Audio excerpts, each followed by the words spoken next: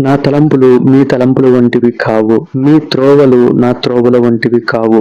ఇదే యెహోవా వాక్కు. నా ప్రియ సహోదరుడా, ఈరోజు దేవుడు మన పట్ల ఉన్న తలంపులు చాలా గొప్పవి. భూమిపైన ఆకాశం ఎంత ఉన్నతంగా ఉందో, భూమిపైన ఆకాశం ఎంత గొప్పగా ఉందో, దేవుడు మన పట్ల ఊహించిన తలంపులు, దేవుడు మన పట్ల చేయాలనుకున్న తలంపులు అంత గొప్పగా నా ప్రియ దేవుని బిడ్డ. కనుక ఈ లోకంలో ఉన్న వాటి కొరకు పారుకులాడుతున్నామేమో, ఈ లోకంలో ఉన్న వాటిని సాధించాలి, ఈ లోకంలో ఉన్న వాటిని పొందుకోవాలని ప్రయత్నం చేసి విఫలం చెందేవేమో నా ప్రియ దేవుని బిడ్డ.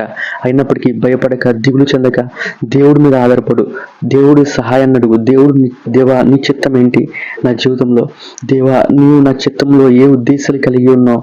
దేవుడు మన పట్ల గొప్ప గొప్ప ఉద్దేశాలు కలిగి ఉన్నాడు కనుక అవి మన శక్తి, మన సామర్థ్యం వల్ల అయితే మనం చేయలేం కనుక దేవుని మీద మనం ఆధారపడినట్లయితే, దేవుని సహాయాన్ని మనం కోరినట్లయితే, దేవుడు ఖచ్చితంగా నా జీవితంలో దేవుడు సహాయం చేసి, దేవుడు మన పట్ల ఉన్న గొప్ప గొప్ప తలంపులు దేవుడు మన జీవితంలో జరిగిస్తాన్న ప్రియుడు ఉంటా.